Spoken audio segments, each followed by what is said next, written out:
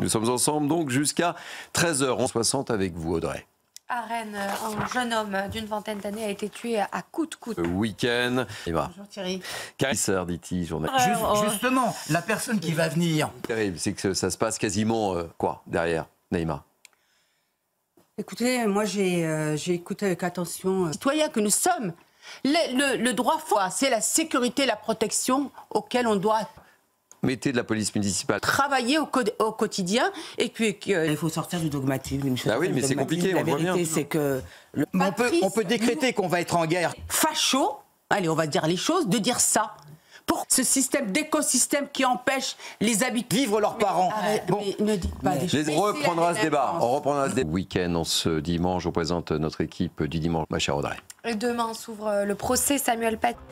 Et le match s'annonce acharné. Quel beau parcours en tous les cas.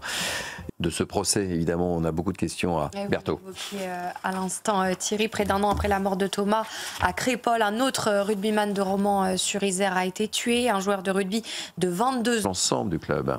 Heureusement, c'est terrible.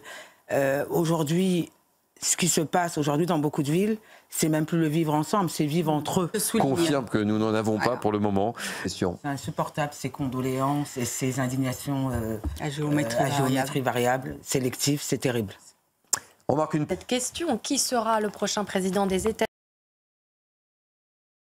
Rebonjour Thierry. Ravi de retrouver également Karima Brick. Rebonjour ma chère Karima, 14h, 17h. Vous connaissez ce rendez-vous demain. Oui Thierry, 8 personnes comparaissent devant la cour d'assises spéciale de Paris. Le 16 octobre 2020, Samuel Paty a été décapité à la sortie de son collège pour avoir montré une caricature de Mahomet à sa classe. Un procès de prise de conscience et de remise en question de l'éducation nationale. Le récit de Sarah Varny. On attend la justice, on attend vraiment qu'il y ait justice.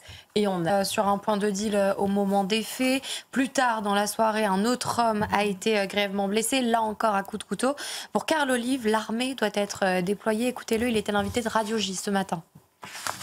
Minute et à son arrivée, le roi a été insulté d'assassin. Les habitants des chocolatiers sont inquiets. Je suis désolée de vous le dire, Thierry. Une possible taxe sur les produits sucrés pourrait être instaurée, ce qui aurait évidemment des répercussions sur les prix et les marges des chocolatiers.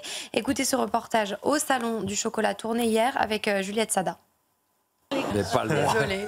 C'est pas très long. J'y étais samedi et c'est Des chocolatiers formidables et un petit carré de chocolat, c'est la preuve que le bonheur en carré. On marque une pause.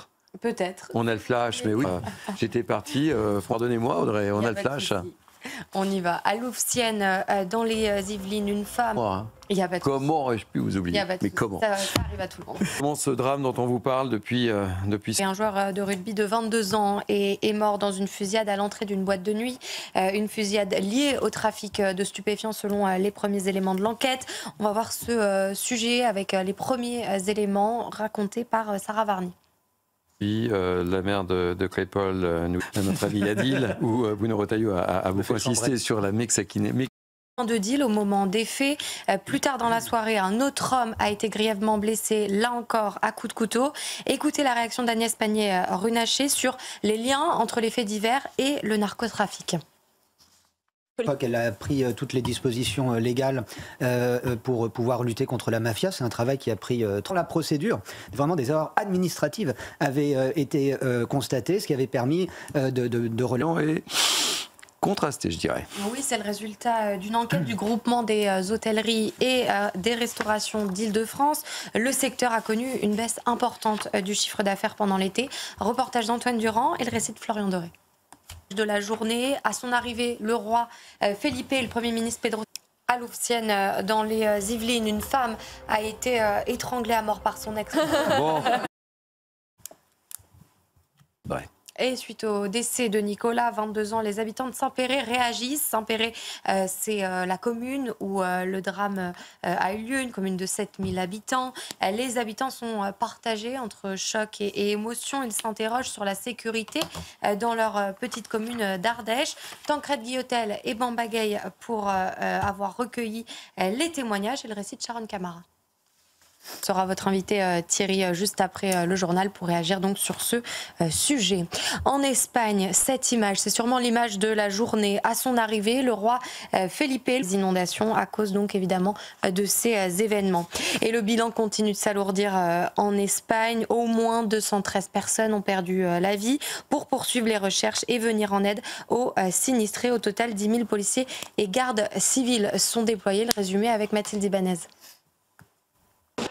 Le salon du chocolat ferme ses portes aujourd'hui et les chocolatiers sont inquiets. Une possible taxe sur les produits sucrés pourrait être instaurée, ce qui aurait évidemment des répercussions sur les prix et les marges. Écoutez ce reportage au salon du chocolat tourné hier avec Juliette Sada. Prochain rendez-vous dans 30 minutes normalement.